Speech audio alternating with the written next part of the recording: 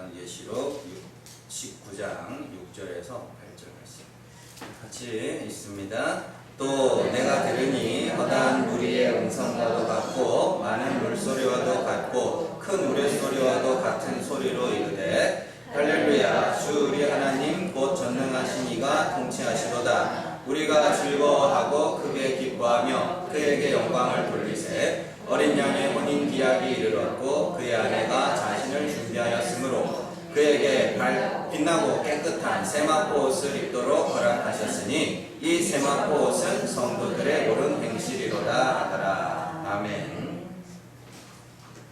말씀 나누겠습니다. 요한계시록 106번째 시간입니다. 준비되셨습니까? 우리 지난 시간에 하나님의 뜻인 거룩과 천상의 교회 성도들의 그 찬송의 내용과의 연관성을 살펴봤습니다. 하나님의 뜻과 부르심의 목적은 거룩입니다. 그리고 그 거룩은 내가 거룩한 삶을 살아 도달해야 되는 목표가 아니라 그리스도의 피로 거룩하게 하는 것이라고 이야기를 하는 것이죠. 그렇게 자신의 거룩이 아니라 그리스도의 피에 의하여 거룩함을 받은 자들이 거룩한 하나님의 보좌 앞에 나가서 구원과 능력과 영광이 하나님께 있습니다. 이것을 찬송하게 하는 것이 하나님의 뜻이에요. 그 거룩이죠. 부르심의 목적이죠. 하나님의 뜻과 계획의 목적은 단순히 나의 구원에 머물러 있지 않고 구원 얻은 자들의 찬송에 있기 때문에 이 땅에서 성도는 나의 거룩하지 못함과 그리스도의 거룩하게 하심을 깨닫고 가야 되는 거예요. 그래서 나의 부정함과 그리스도의 거룩하게 하심의 그 차이, 그걸 은혜의 크기라고 이야기를 합니다. 그래서 내가 부정함을 알아가면 알아갈수록 그리스도의 은혜가 커지는 거예요. 그렇다고 막상하는 이야기는 절대 아닙니다. 내가 부정함을 알아갈수록 내 밖으로는 도리어 더 선한 삶을 향한 의지들이 발동이 되게 돼 있어요. 그러니까 잘 들으셔야 됩니다. 이런 말을 들을 때 우리가 절대 오해하지 말아야 할 것은 우리의 깨끗하지 못한 삶을 정당화하고 합리화하는데 말씀을 사용해서는 안 된다는 거예요.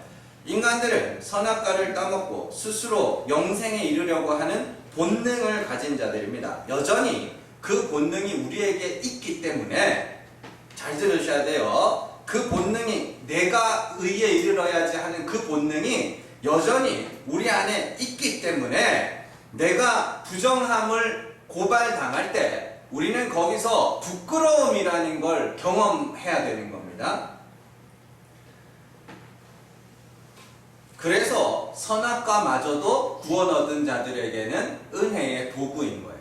선악과를 따먹자 인간들이 부끄러움을 알게 되죠. 그리고 그 부끄러움을 가리기 위해서 무화과 나뭇잎으로 옷을 지어 입는단 말이에요. 근데 하나님이 그것을 하나하나 벗겨 가신다고요. 그러면 당연히 거기서 부끄러움이라는 걸 느껴야 되는 거예요. 그런데 그 부끄러움이 없다는 것은 아직도 그가 말씀을 지식으로 받게, 지식과 믿음이 결부돼야, 히브리서가 그러죠? 결부돼야 되는데 지식으로 밖에 안 갖고 있다는 거예요. 그러니까 그래 어차피 죄인이니까 그런 소리를 하는 거예요. 그건 아닙니다. 잘못된 거예요. 부끄러움이 있어야 되는 거예요. 그렇게 자신의 부정함으로 인한 부끄러움을 아는 자라야 그리스도의 거룩하게 하심이 복음이요 감사요 찬송의 제목이 되는 것입니다. 자, 오늘 우리가 살펴볼 말씀은 천상의 교회의 세 번째 찬송입니다. 굉장히 중요한 말씀이기 때문에 간략하게 마무리할 거니까 잘 들으세요. 간략하다고 해서 짧은 건 아니니까 오해하지 마시고, 자, 첫 번째, 두 번째 찬송이 끝나고 나서 세 번째 찬송이 들리는데 그 내용이 하나님이 통치하신다. 그죠? 할렐루야 주 우리 하나님 곧 전능하신 이가 통치하시도다. 이렇게 시작됩니다. 자, 하나님의 통치하심, 그리고 그 하나님의 통치하심의 결과가 7절에 나오는 그의 아내, 어린 양의 신부가 준비되었다. 요걸 잘 이해를 하셔야 돼요. 하나님의 통치하신다와 7절에 어린 양의 아내가 자신을 준비하는 것은 서로 다른 이야기가 아니고 하나님이 이 땅에서 하나님의 통치를 받는 자들은 어린 양의 신부로 준비가 된다라는 이야기예요. 네, 그러니까 그거를 여러분들이 잘 이해를 하셔야 됩니다. 그러니까 뭐 따로따로가 아니에요. 자, 그리고 준비된 신부에게 하나님은 깨끗한 세마포옷을 입도록 허락하셨다 이렇게 말씀하시고, 그 세마포옷은 성도들의 옳은 행실이다 이렇게 돼 있어요. 여기서 성도들의 옳은 행실에서 그 옳은 행실이라는 단어는 디카이오마, 의예요. 의. 예. 믿음으로 의에 이른다 할 때 그 의란 말이에요. 그러니까 이 말은 뭐냐면 그 옷이 의다 이렇게 해요. 대부분의 설교가들이 이 부분을 그냥 대충 읽고, 아, 성도들이 착하고 올바르게 사는 것이 그리스도의 신부로 준비하는 것이라고 이렇게 이야기를 하는데, 그러면 그들에게 묻고 싶은 게, 과연 얼마만큼의 옳은 행실과 얼마만큼의 착한 삶을 살아야 어린 양의 신부로 준비가 되는 거예요? 얼마만큼 착하게 살면. 그런 것이 진짜 그리스도의 신부로 준비되는 것이면 이 자리에 있는 우리는 그리스도의 신부로 준비된 자가 아무도 없어요. 그렇게 착하게 사는 것이 그리스도의 신부로 준비되는 것이라고 말하는 이들을 향해서 사도 바울은 간단하게 그들의 주장을 아주 꺾어버리죠. 로마서 3장으로 한번 가보세요. 로마서 3장 20절에서 24절 말씀. 로마서 3장 20절에서 24절.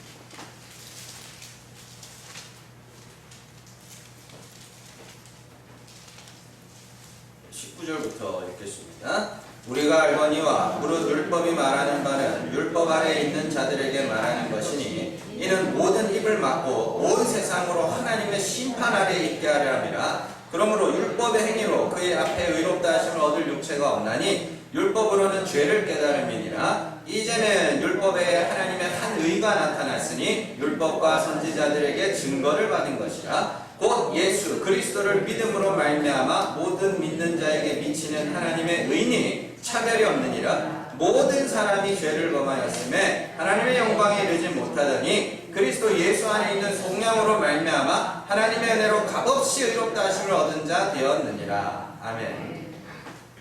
율법의 의, 다른 말로 착한 삶과 옳은 행실을 통해서는 절대로 그리스도의 신부가 될 수 없다라는 거예요.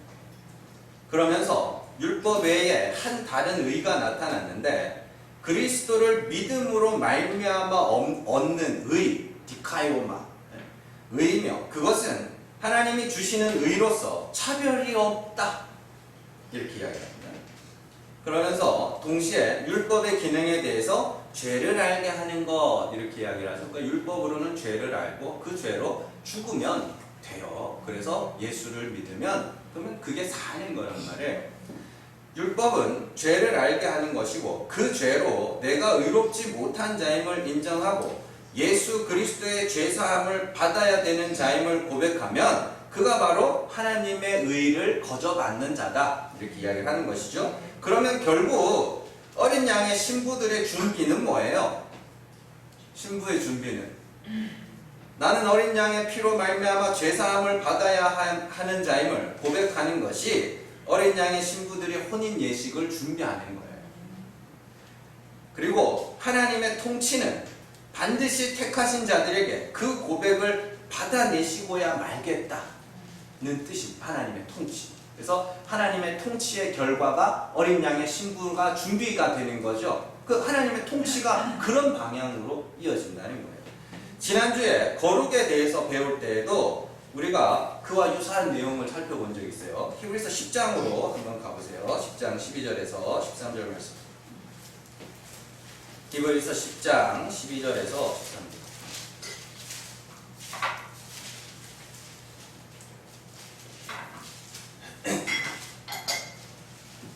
히브리서 10장 12절에서 13절 같이 읽습니다. 오직 그리스도는 죄를 위하여 한 영원한 제사를 드리시고 하나님 우편에 앉으사 그 후에 자기 원수들을 자기 발등상이 되게 하실 때까지 기다리시나니. 아멘. 잘 보세요. 여기서 묘한 말이 하나 나와요. 자, 예수 그리스도는 죄를 위하여 한 영원한 제사를 드리시고, 그 영단번의 완전한 제사입니다. 요 제사로 말미암아 사람이 완전히 온전함을 입고 완전한 거룩에 이르게 되는 거예요. 그러면서 하나님의 우편에 앉아 계시면서 뭐 하신다 그래요? 자기 원수들을 자기 발등상이 되게 하실 때까지 기다리신다 그래요. 그죠? 뭘 기다리시는 거예요? 자기 원수들이 자기 발등상이 되게 하기까지. 그죠? 기다리세요. 그러면 누군가가 예수님의 원수들을 예수님의 발등상이 되도록 일을 하신다는 이야기죠. 그 일 누가 하는 거예요? 하나님이 하시는 거예요. 네. 가만히 있는데 찾아오진 않을 거니까. 가만히 있는데 찾아오진 않아요. 성령이, 하나님이 역사하셔서 그 발등상 아래로 끌고 간다는 거예요. 그래서 예수님이 보좌에서 죄를 사해 주시는 분으로 계시고, 그리고 하나님이 일을 하셔서 원수들을 그 발등상이 되도록 끌고 오신다는 이야기예요. 네. 그래서 오늘 말씀에서 하나님의 통치하심이 어린 양의 신부를 준비하게 하셨다는 것과 그리스도가 죄를 위하여 단번에 완전한 제사를 드리시고 보좌에서 기다리시며 하나님이 통치하셔서, 그죠? 예수 그리스도의 원수들을 그리스도의 발등상으로 삼으시기까지 기다리는 것과 똑같은 그림이에요. 하나님이 일하셔서 어디로 끌고 가시냐면 십자가 앞으로 끌고 가는 거예요. 그게 하나님의 일이라니까요. 이와 동일한 이야기가 구약에 한번 등장한 적이 있어요. 창세기 42장으로 한번 가세요. 창세기 42장 1절에서 8절입니다. 창세기 42장 1절에서 8절 같이 읽습니다. 그때 야곱이 애굽에 곡식이 있음을 보고 아들들에게 이르되 너희는 어찌하여 서로 바라보고만 있느냐? 야곱이 또 이르되 내가 들은즉 저 애굽에 곡식이 있다 하니 너희는 그리로 가서 거기서 우리를 위하여 사오라. 그러면 우리가 살고 죽지 아니하리라 하매 요셉의 형 10사람이 애굽에서 곡식을 사려고 내려갔으나 야곱이 요셉의 베냐민은 그의 형들과 함께 보내지 아니하였으니 이는 그의 생각에 재난이 그에게 미칠까 두려움함이었더라. 이스라엘의 아들들이 양식 사러 간 자 중에 있으니 가나안 땅에 기근이 있음이라. 때에 요셉이 나라의 총리로서 그 땅 모든 백성에게 곡식을 팔더니 요셉의 형들이 와서 그 앞에서 땅에 엎드려 절하매 요셉이 보고 형들인 줄 아나 모르는 채 하고 엄한 소리로 그들에게 말하여 이르되 너희가 어디서 왔느냐? 그들이 이르되 곡식을 사려고 가나안에서 왔나이다. 요셉은 그의 형들을 알아보았으나 그들은 요셉을 알아보지 못하더라. 아멘. 잘 보세요. 똑같아요, 오늘 말씀이랑. 자, 요셉은 형들에게 은30에 팔린 예수 그리스도의 모형입니다. 그래서 요셉의 원수는 누구예요? 형들이에요. 네, 팔았잖아요. 그죠? 요셉의 원수는 요셉을 팔아먹은 형들입니다. 그리고 그 원수들이 요셉에게 와서 뭐하고 있어요? 경배하고 있죠. 네. 근데 잘 보세요. 요셉은 7년의 기근 중에 유일하게 양식을 가진 자로 서 있고, 양식 나눠주는 자로 서 있고, 하나님은 요셉의 원수들에게 일을 하시죠. 어떤 일을 하셔요? 기근을 허락하시죠. 그래서 그 기근으로 말미암아 양식 얻어야 될 자로. 그래서 하나님이 끌고 어디로 가는 거예요? 요셉의 발등상이 되도록 끌고 가는 거예요. 그게 하나님의 일이라니까요. 하나님 예수 그리스도께서 보좌 우편에서 죄를 사해 주시는 분으로 계시고 하나님이 일을 하셔서 뭐 하는 거예요? 죄 사함을 받아야 하는 자로 우리를 끌고 가신다는 이야기. 그 하나님의 통치라니까요. 요걸 이제 성경 전체로 보면 여자의 후손이 뱀의 후손과 원수가 되게 한다 그러죠. 여자의 후손은 누구예요? 예수 그리스도죠. 뱀의 후손은 누구예요? 우리예요. 그래서 뱀의 후손들이 전부 다 자기 힘으로 영생에 이르려고 하는, 스스로 하늘에 오르자고 하는, 그죠? 그 바벨론 아닙니까? 그게 계시록의 바벨론. 그 뱀의 후손들 중에 하나님이 택하신 자들을 어디로요? 죄사함을 받아야 하는 죄인의 자리로 끌고 가는 게 하나님의 통치다. 성경이 그렇게 이야기하는 거예요. 그래서 머리를 상하게 한다니까 십자가에서 예수님이 뱀의 머리를 상하겠다. 뭐 언제 상하겠어요? 그게 아니라 그 발등상이 뭐예요? 그 앞에 무릎 꿇고 경배하는 모양을 이렇게 상징적으로 묘사하는 게 발등상이에요. 그게 머리가 상한 거예요.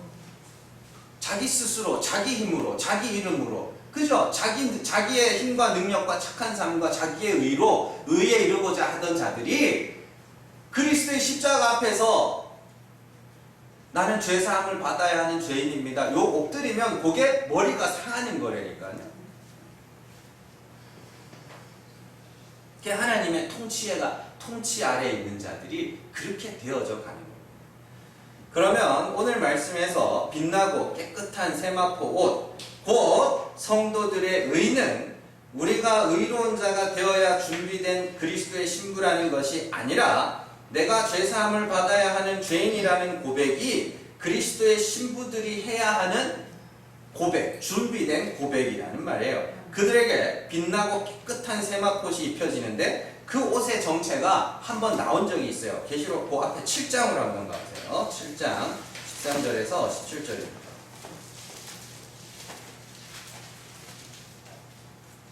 계시록 7장 13절에서 17절 같이 읽습니다. 장로 중 하나가 응답하여 나에게 이르되 이 흰옷 입은 자들이 누구며 또 어디서 왔느냐? 내가 말하기를 내 주여 당신이 아시나이다 하니 그가 나에게 이르되 이는 큰 환난에서 나오는 자들인데 어린 양의 피에 그 옷을 씻어 희게 하였느니라. 그러므로 그들이 하나님의 보좌 앞에 있고 또 그의 성전에서 밤낮 하나님을 섬기매 보좌에 앉으신 이가 그들 위에 장막을 치시리니 그들이 다시는 주리지도 아니하며 목마르지도 아니하고 해나 아무 뜨거운 기온에 상하지도 아니하리니 이는 보좌 가운데에 계신 어린 양이 그들의 목자가 되사 생명수 샘으로 인도하시고 하나님께서 그들의 눈에서 모든 눈물을 씻어주실 것입니다. 아멘. 여기 천상의 14만 4천에 대한 이야기가 나오고 있죠. 하늘의 24장로 중에 하나가 요 흰옷 입은 자들, 하늘의 14만 4천, 천상의 교회입니다. 그 흰옷 입은 자들이 누구냐고 물어요. 그리고는 당신이 알지 내가 어떻게 아냐고 그렇게 이야기하자 장로가 이야기를 해줍니다. 자, 잘 보세요. 14절 보시면 이는 큰 환난에서 나오는 자들이라 그래요. 그죠? 큰 환난에서 나오는 자들이에요. 그리고 그 큰 환난을 통과하여 그들은 어린 양의 피에 그 옷을 씻은 자들이라고 합니다. 지금 이 대화가 일어나고 있는 곳이 어디예요? 천상의 교회죠. 그리고 16절에서 주목해야 될 단어 16절 한번 보세요. 자, 그들이 다시는 이렇게 되어 있죠. 다시는 이래요. 그 말은 하늘의 14만 4천이 이 땅에서 주림과 목마름과 상함을 경험했다는 이야기예요. 이 땅에서 이 땅의 인생을 통하여 주림과 목마름과 상함을 통과를 했기 때문에 거기서는 다시는 그게 없을 거라고 이야기를 하는 거예요.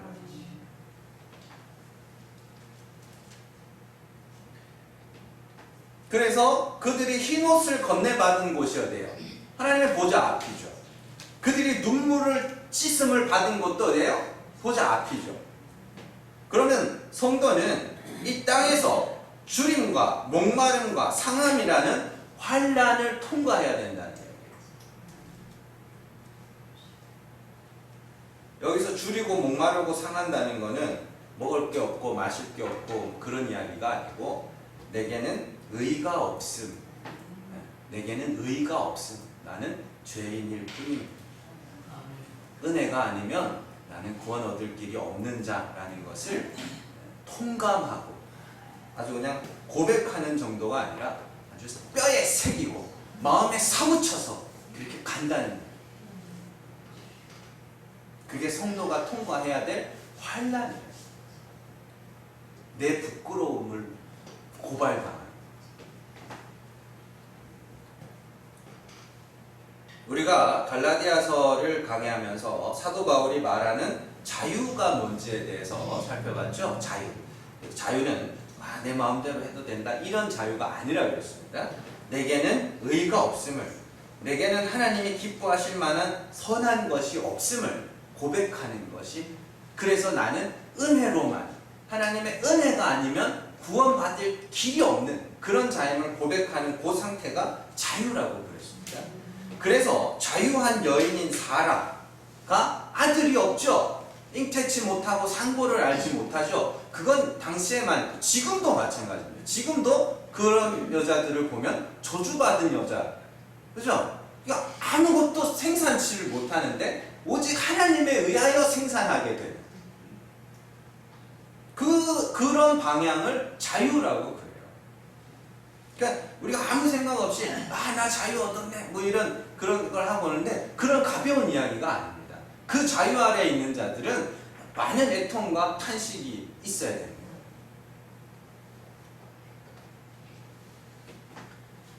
그 상태에서 성도는 예수 그리스도의 십자가를 비로소 발견하게 되고 그로 말미암아 기뻐하며 감사하게 되는 것이죠.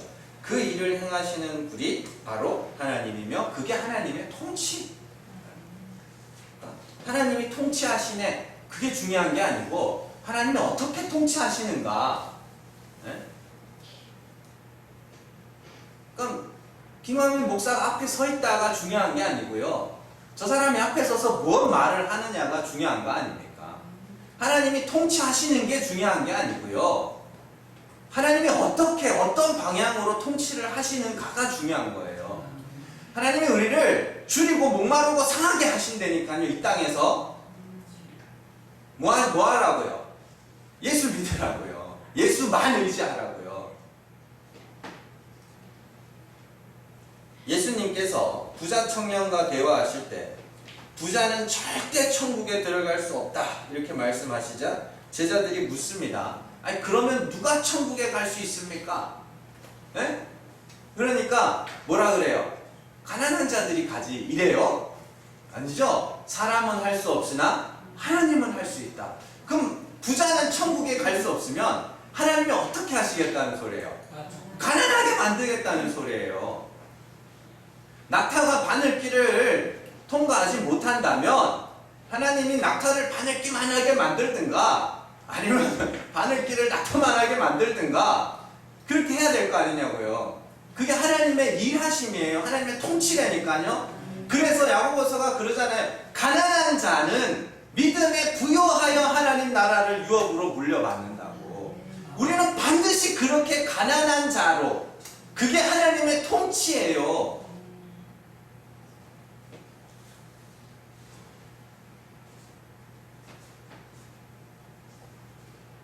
이 땅에 나고 나는 모든 인간들은 부자의 삶을 지향합니다.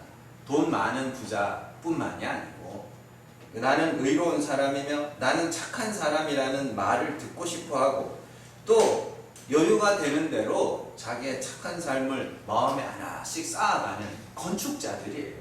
우리가 바벨론의 건축자들, 우리가 우리 힘으로 하늘에 오르자 그래서 탑을 쌓잖아요. 여러분들 안에 그런 탑들이 있다니까요. 그래서 자신의 죄가 드러나면 죽음으로라도 그 죄를 갚겠다고 자살을 하기도 하고 자기의 힘을 이용하여 그 죄를 폭로한 자들을 죽이기도 합니다. 성경에 보시면 가룟 유다는 자신의 죄가 드러나자, 자기가 예수를 팔아먹은 자라는 죄가 드러나자 자신의 죄를 자신이 책임지겠다고 어떻게 해요? 죽어버리죠. 자살해버려요. 그리고 헤로디아는 자신의 불륜을 폭로한 세례 요한을 어떻게 해요? 자기가 가진 힘으로 죽여버리죠. 그래서 결국 그들이 추구하는 게 뭐예요? 나는 죄 없음. 오늘날 이 역사도 똑같아요. 우리 살아가는 세상들도 여러분들이 함부로 다른 사람들의 죄를 마구 말하면 안 되는 게요, 그 사람이 힘 있는 사람이면 여러분들을 고소 고발한다니까요. 아니면은 그것 때문에 목맬 수도 있고.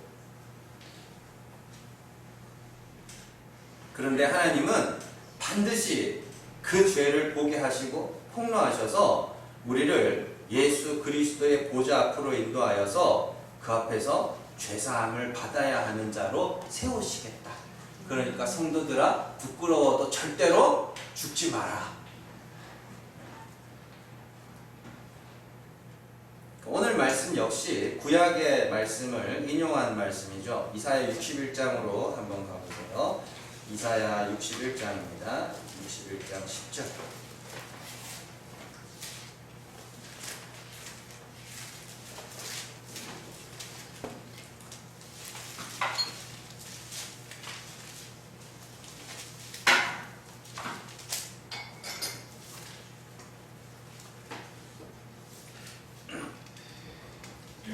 같이 읽습니다. 내가 여호와로 말미암아 크게 기뻐하며 내 영혼이 나의 하나님으로 말미암아 즐거워하리니 이는 그가 구원의 옷을 내게 입히시며 공의의 겉옷을 내게 더하심이 신랑이 사모를 쓰며 신부가 자기 보석으로 단장함 같게 하셨음이라. 아멘. 이 말씀이 이제 오늘 그 찬양에 인용된 그 말씀이죠. 기쁨과 즐거움의 원인이 어디에 있어요? 여호와 하나님께 있죠. 내게 있는 게 아닙니다. 여호와 하나님께 있어요. 왜냐하면 그가 구원의 옷, 공의의 옷을 더하여 혼인 예식에 준비된 신부로 만드시기 때문이다. 이렇게 이야기를 하죠. 모든 인간들은요, 각자가 의의 옷을 입고 있습니다. 여러분들도 모르는 사이에 자기의 부끄러움을 가리기 위해서 각자가 옷을 한 벌씩 다 갖고 있어요. 그런데 하나님이 자꾸만 우리의 옷을 벗겨가시는 거예요. 자꾸 벗겨가시는 거예요. 왜냐하면 우리가 갖고 있는 그 옷으로는 절대 우리의 부끄러움을 가릴 수가 없기 때문입니다. 그래서 벗겨가는 거예요. 그래서 히브리서 4장에서 하나님의 말씀이 어떻게 한다고 해요? 하나님의 말씀은 좌우의 날선 검과 같아서 홍과 영과 심령과 골수를 찔러 쪼개기까지 하며 뭐 이렇게 쭉 나오면서 그 바로 뒤에 뭐예요? 만물이 벌거벗은 것 같이 드러난다고 이야기해요. 그러니까 여러분들 안에 하나님의 말씀이 파고들면 하나님이 파고들면 여러분들이 어떻게 해요? 벌거벗겨집니다. 하나하나 양파 껍데기 벗기듯이 하나하나 벗겨가서 다 벗겨냈더니 안에 뭐 들었어요? 아무것도 안 들었어요. 그걸 보게 하시겠다. 야, 이거 아무것도 아니네. 이렇게. 우리의 죄를 보게 하시고 때로는 다른 이들에게 보이게 또 하셔요. 하나님이 우리를 근사한 어떤 사람으로 만들어 줄 거라고 생각하지 마세요. 사람들이 너무 많이 오해하고 있는데 하나님이 우리를 사람들이 보기에 근사한 어떤 존재로 만들어 주는 게 아니라 예수 아니면 안 될 자로 만들어 가시는 거예요. 그래서 십자가로 하나님의 통치가 인도해 가십니다. 아니, 그리심산 에발산, 제가 자주 말씀드리지만 그리심산은 축복의 산이죠. 그리고 에발산은 저주의 산이라고 다들 아는데 에발산 꼭대기에 사람의 손으로 쌓지 않는 단이 쌓아진다니까요. 그리고 거기서 화목제사가 드려져요. 그런데 인간들은 전부 다 그리심산으로 올라가려고 그래요. 비유입니다. 그리심산, 축복의 산. 내가 올라가겠다는 거예요. 축복의 산에 올라. 근데 진짜 축복의 산이 어디냐면 에발산 꼭대기라니까요. 그럼 하나님의 통치가 그 에발산 꼭대기에 그 하나님이 쌓으신 제단 그 앞으로 끌고 간다는 소리예요.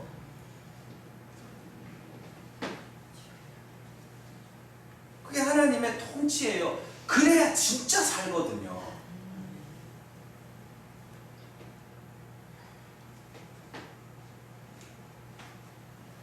우리의 죄를 우리 스스로에게 보게 하시고 때로는 다른 이들에게 보이기도 하세요. 그렇게 내게는 의가 없음을 알게 된 인간들이 유일하게 위로로 삼을 수 있는 게 뭐냐면 그리스도의 십자가. 이 땅에서 성도는 그 환난을 통과하는 거예요. 환난이라니까 무슨 돈 잃고 그런 그것도 힘들죠, 물론. 근데 그런 와중에도 인간들이요, 돈이 없어도 자기의 그 자기의 의라는, 자기의 선함이라는 그런 보물들을 하나씩 갖고 있으면 어려운 중에도 참 이렇게 고개를 빳빳이 들고 살아간다니까요. 근데 그게 아니에요.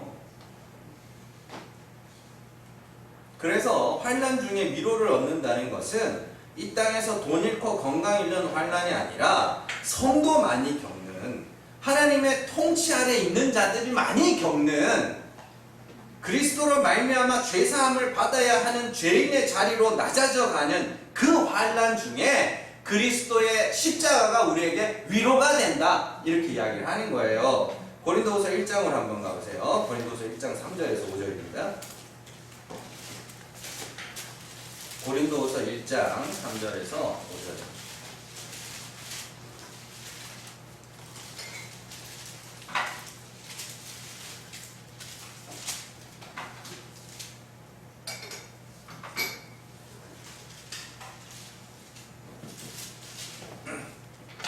장 3절에서 6절까지 있습니다.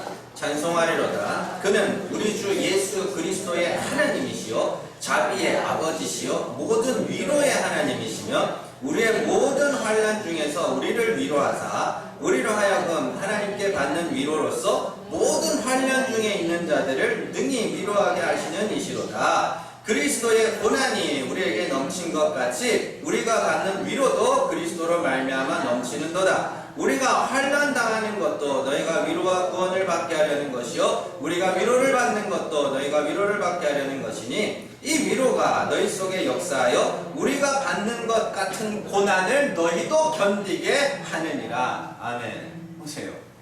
뭐 환난, 위로, 환난, 위로 뭐 계속 나오죠. 고린도서 1장에 보면 위로에 대한 이야기 굉장히 많이. 3절에서 하나님을 위로의 하나님 이렇게 부르죠. 3절 보세요. 자비의 아버지시여 모든 위로의 하나님 이렇게 부르죠. 그러면서 어떤 위로를 말하는지 4절에 나오는데 환난 중에서 우리를 위로하시는 하나님이라 그래요. 그러면 성도의 환난이 뭔가? 5절에 그리스도의 고난이 우리에게 넘친 것 이렇게 이야기를 합니다. 그렇죠. 그렇게 가잖아요. 그리스도의 고난이 우리에게 넘쳤다. 그런데 하나님이 우리를 위로하신다. 이렇게 이야기를 하는 거예요. 그래서 4절에 보시면 5절이죠. 그리스도의 고난이 우리에게 넘친 것 같이 우리가 받는 위로도 그리스도로 말미암아 넘치는도다. 그러면 성도들이 이 땅에서 그리스도의 고난을 받아야 된다, 안 받아야 된다? 받아야 된다. 그렇죠. 그리스도의 고난이 뭐예요? 이사야 53장 뭐예요? 그리스도께서 우리의 죄와 허물로 죽으셨죠. 그런데 그 세대 사람들 중에는 아무도 우리의 죄와 허물 때문에 그가 죽었다 하는 자가 없었는데 이제 53장 8절 이제 성령이 임하면 이제 새 시대가 열린 거예요. 여러분 우리 이야기예요. 새 시대가 열리면 뭘 하게 되나? 아, 내 죄와 내 허물이 그를 죽였구나. 이게 성도의 환난이라니까요.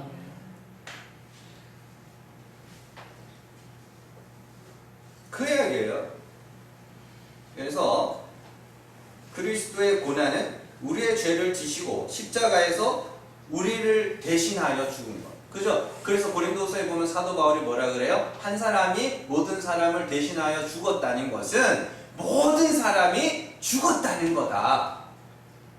그래서 그리스도의 고난이 뭐냐? 그리스도가 우리를 대신하여 죽었다면 나도 역시 뭐라는 거예요? 죽어야 될 자라는 거라는 겁니다. 그걸 알아가는 게 성령의 역사, 하나님의 통치. 그래서 아이고 그리스도가 아니었으면 큰일 날 뻔했구나. 그게 위로예요. 환난 중에 받는 위로.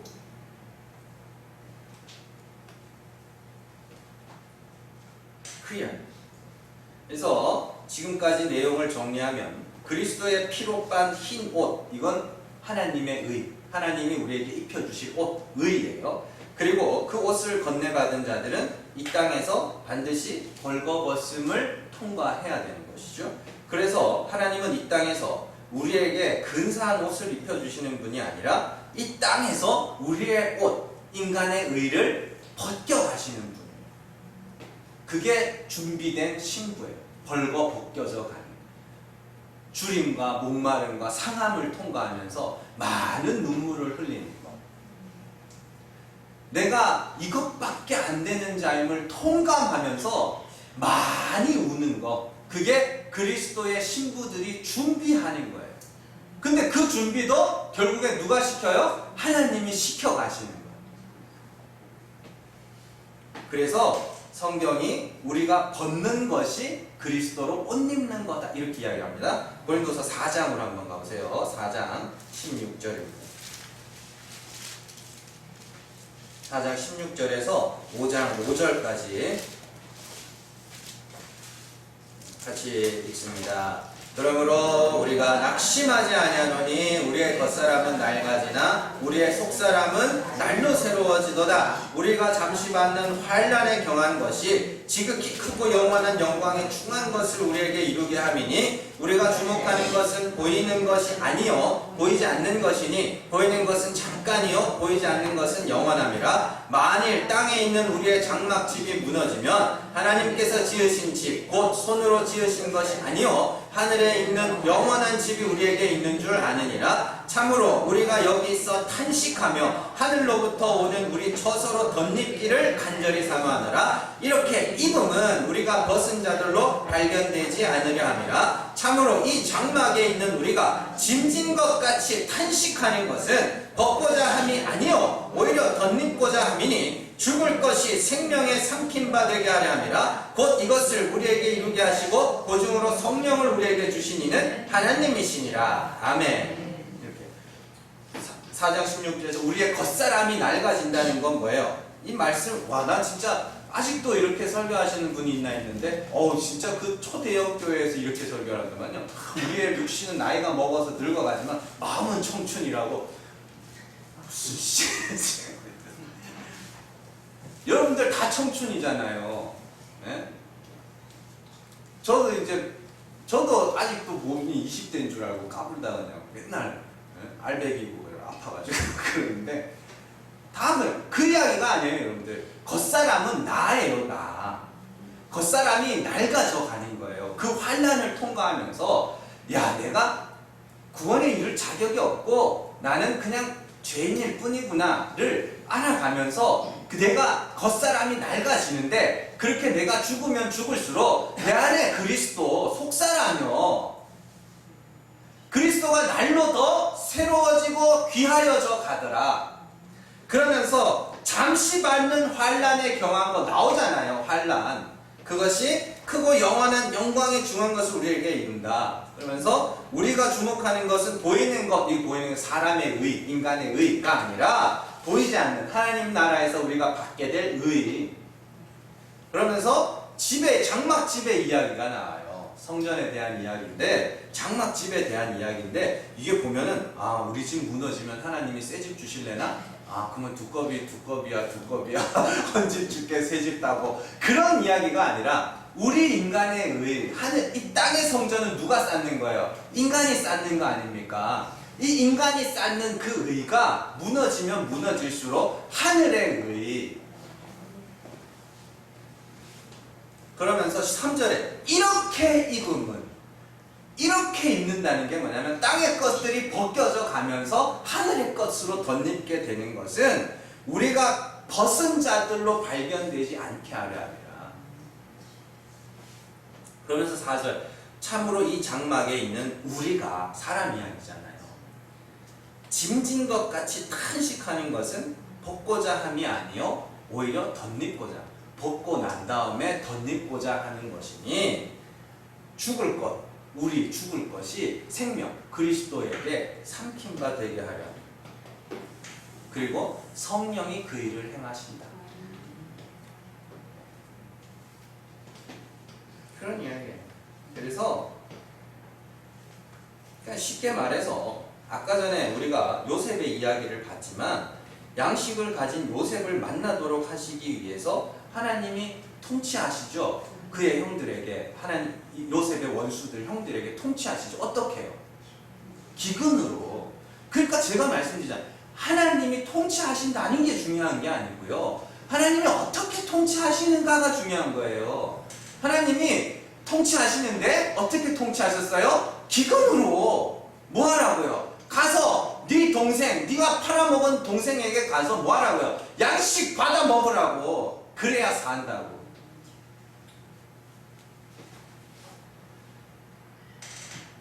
우리가 죄인으로 의에 줄이고 목마른 자로 고발되어 가며 우리의 의가 벌거벗겨져 갈수록 우리는 그리스도로 말미암아 의롭게 되는 것이기 때문에 탄식하며 하늘의 의를 사모하게 된다. 그래서 육의 몸, 인간의 의, 육의 몸을 벗는 것이 그리스도로 옷 입는 거다라고 이야기를 하는 거예요. 그것이 하나님의 통치 아래에 있다는 증거이기 때문인 거예요. 하나님 나라에서 배부르게 먹게 될 자는 이 땅에서 기근을 통과하는 것이고, 하나님 나라에서 흰옷을 입게 될 자들은 이 땅에서 벌거벗겨져 가는 것이며, 하나님 나라에서 의롭다 칭함을 받을 자들은 이 땅에서 죄인으로 고발된다. 그렇게 내가 죄인 중에 괴수임을 내 눈으로 보는 자들이 바로 어린 양의 신부로 준비되고 있는 자들이다. 성경이 그렇게 이야기합니다. 근데 어렵게 생각할 거 하나도 없어요. 예수 그리스도께서 오실 길을 예비하던 자가 누구예요? 세례 요한이죠. 세례 요한이 내가 주님 오실 길을 예비하는 자다 그러죠. 그 세례 요한이 와서 어떻게 그 길을 예비해요? 회개의 세례를 베풀죠. 어떻게 해요? 죄사함을 받아야 하는, 장차 그리스도가 와서 죄사함을 받아야 하는 죄인으로 다 물에 빠뜨려 죽여버리죠. 그게 세례, 그게 준비라니까요. 그래서 왕이 오셔서, 그들의 왕이 오셔서, 물에 빠진 자들의 왕이 오셔서 어떻게 해요? 십자가에서 죽어버리셔요. 그들의 죄를 담당하고. 그래서 하나님, 세상 죄를 지고 가는 하나님의 어린 양이로다. 그렇게 해요. 그래서 요한이 세례를 베풀고 예수님의 세례를 베푸는, 요한복음에 나오죠. 예수님도 세례를 베푸는데 사람들이 요한에게서 어떻게 해요? 예수님에게로 가는 모양들이 막 나오죠. 그래서 요한의 제자들이, 아니 왜 장사가 안 된다고 쉽게 말하면 왜 우리에게 오던 사람들이 다 그리 같다고. 그러니까 요한이, 나는 쇠하여야 되고 그는 흥하여야 된다. 당연하죠. 그가 살리는, 나는 죽이는 이니까, 요한은 죽이는 이고 예수는 살리는 이니까 당연히 그렇게 가야죠.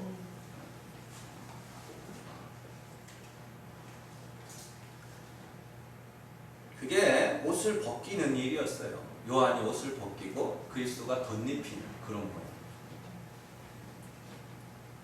그리스도의 피로 말미암아 죄사함을 받아야 하는 죄인으로 낮추시고 그리스도의 십자가로 위로하는 것이 하나님의 통치예요.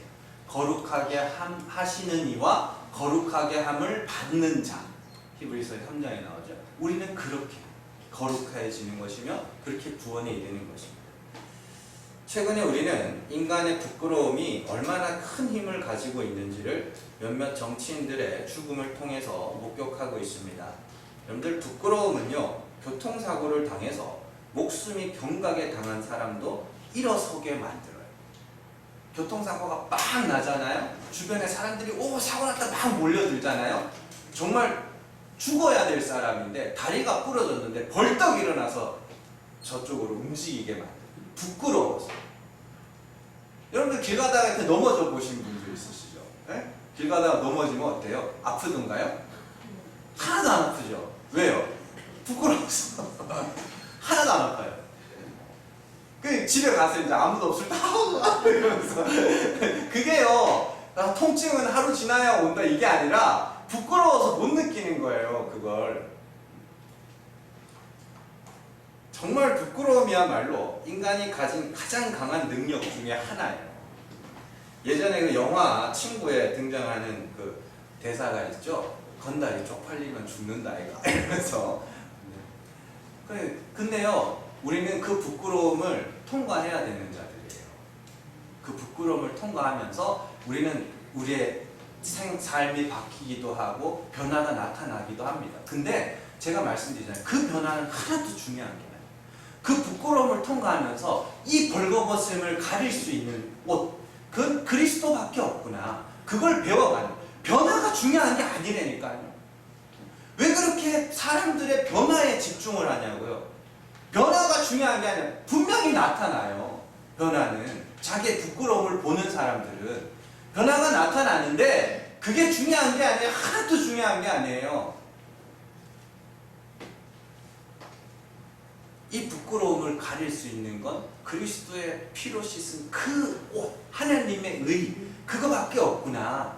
그걸 배워가는 게 중요한 거란 말입니다. 왜 그렇게 나의 어떤 모습들에 집착을 하냐고요. 하나님의 구원의 목적은 그게 아니라니까요. 내가 어떻게 변화되고 내가 살고 내가 거룩하게 되고 그게 아니라 그렇게 구원한 자들이 하나님의 은혜를 찬송하게 만드는 것이 그것이 목적이란 말입니다.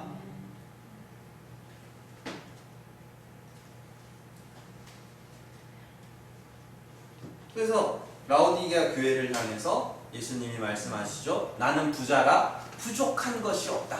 그렇게 이야기를 하는 이들에게 안약을 사서 눈에 바르고 똑바로 보라는 소리. 너네 눈이 뭔가 조금 잘못됐구나. 안약을 사서 눈에 바르고 어떻게 해요? 흰옷을 사서 벌거벗은 수치를 가리려. 뭐냐면 자꾸 이 라오디게아 성도들이 자꾸만 자기 행위로 자기 의라는 옷을 입고 있는 거예요. 그리고는 이 정도면 훌륭하지 이런 것들이 있는데 예수님이 그러는 거예요. 정신 차려. 그렇게 너네들의 부끄러움을 가리지 못하는 옷, 속옷이죠. 그걸 성경이 속옷이라 그러는데 그거 속옷 입고 길바닥 돌아다니면 여러분들 뭐라 그래요? 벌거벗었다 그래요. 그건 부끄러움을 가리지 못하는 옷이거든요. 그 옷을 입고 있는 자들에게 야, 벌거벗은 수치를 가려라. 똑바로 보고. 네가 지금 엉뚱한 옷 입고 스스로 만족하고 있는데 똑바로 봐. 그리고 그리스도로 옷 입어야 돼. 이렇게. 여러분들, 성도는 반드시 자신을 향한 부끄러움이 있어야 됩니다. 그래서 에스겔 36장에 보면 성령이 임하면 스스로 밉게 보이고, 그죠? 자신의 가증한 행위로 말미암아 탄식하게 될 거고, 그렇게 나와요. 그게 하나님의 통치예요. 그래서 예수만 의지한다는 게 비로소 뭔지를 그걸 알아가는 거예요. 그래서 성도는 자신의 부끄러움을 보며 울며 탄식하는, 하나님만 사랑한다고, 하나님만 의지하겠다고 그러면서도 여전히 나 중심으로 살아가고 있잖아요. 근데 뭘 우리가 하나님 앞에 외롭다 하겠냐. 그런 나의 이기적인 모습들과 그 자아 숭배의, 그 우상 숭배의 모습들을 보면서 하나님 좀 불쌍히 여겨주셔요. 이거 아닙니다. 나 진짜 이것밖에 안 됩니다. 어떻게 해요? 그런 원망과 불평이 아니라 탄식이 있어야 되는 거죠. 그래서 하나님은 슬퍼하는 자에게 화관을 씌우시고 근심 대신에 찬송의 옷을 입히신다. 이렇게 이야기하는 거예요. 그 이사야 61장 아까 읽었던 거죠. 한번 다시 한번 가볼게요. 이사야 61장 3절로 한번 가볼게요. 이사야 61장 3절. 자,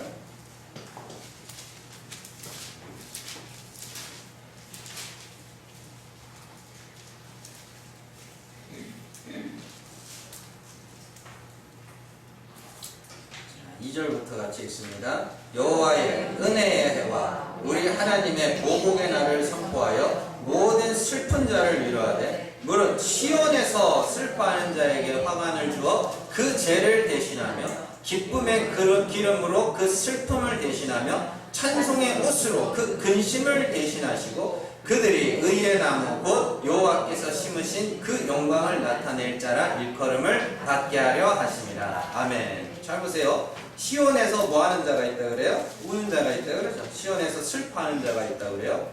그리고 그 슬퍼하는 자에게 화관을 준다 그래요. 그죠? 또 슬픔을 대신하여 찬송의 옷으로 찬송의 옷으로 근심을 대신하게 하시고, 그죠? 의의 나무 곧 여호와께서 심으신 그 영광을 나타낼 자라. 그러니까 자기 죄로 말미암아 슬퍼하며 근심하며 탄식하는 자들에게 그들의 죄를 사하심으로 하늘의 의의 옷을 입히심으로 어떻게 해요? 하나님의 영광을 어떻게 하겠다고요? 나타내요. 잘 기억하시고, 여러분들, 우리는 나로 말미암은 슬픔과 근심과 부끄러움을 반드시 겪어내야 하는 자들입니다. 그렇게 벌거벗겨져 가는 것이 하나님의 통치 아래 있다는 증거이며 피로 씻은 의의 옷을 덧입는 길이며 그것이 그리스도의 신부로 준비되어져 가는 것이며 그리고 또 이 역사 속에서 이 벌거벗음을 통과하면서 그래서 나는 예수 아니면 안 되지. 그게 여러분들 마음에 깨달아질 때에 여러분들이 그걸 자랑하는 거예요. 근데 어떻게 해요? 바벨론은 어때요? 바벨론은 우리가 18장에서 배웠죠? 화려한 옷을 입고 있죠. 화려한 자주색 옷 이러면서 화려한 옷을 입고 있죠. 인간의 의는 그렇게 화려해 보입니다. 그러나 부러워하지 마세요. 여러분들 그리스도로 옷 입은 여러분들이 훨씬 더 귀한 자들입니다. 기억하시고 정말로 여러분들 그 믿음으로 입게 될 그 옷을 바라며 소망하면서 또 그것을 다른 이들에게 전해주는 그런 그리스도의 종된 역할도 잘 감당할 수 있는 여러분들 되시기를 주님의 이름으로 축원합니다. 기도하겠습니다.